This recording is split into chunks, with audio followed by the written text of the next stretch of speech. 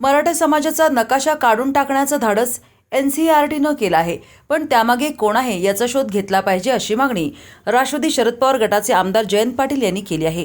नकाशा बदलण्याची परवानगी NCERTनं शिक्षण खात्याकडे अधिकृतपणे केलीच, तशी परवानगी मिळाल्यावरच नकाशा बदलला गेला आहे.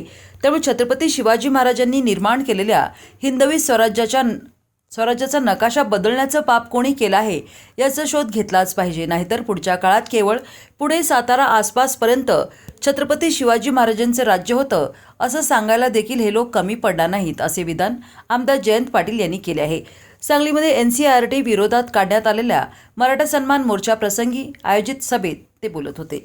पश्चिमेकडून पूर्वेच्या प्रांतावर आपलं वर्चस्व ठेवलेलं, उगाच कोणी कोणाला त्या काळात असं मानायचं नाही. त्याने स्वतःहून मला सांगितलं पूर्वे इतिहास त्यांच्या घराण्याचा.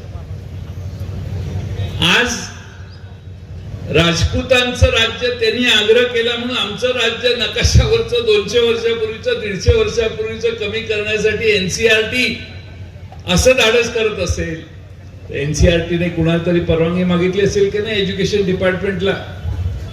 NCERTच्या नावानं ओरडण्याची गरज नाही, NCERTला ओरडलंच पाहिजे. NCERTने एज्युकेशन डिपार्टमेंटला ऑफिशियली विचारलं असेल की अशी मागणी येते, आम्ही काय करू. तिकडं आलं असेल, डोंट वरी, काढून टाका.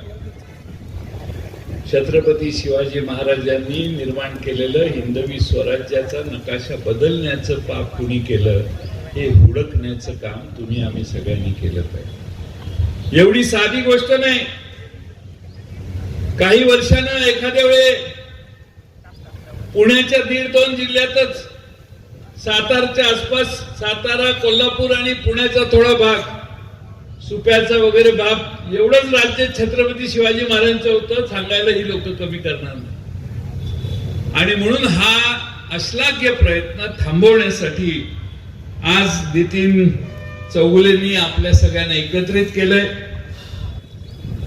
1 तारीख महाराष्ट्राची, महाराष्ट्र निर्मितीची आहे.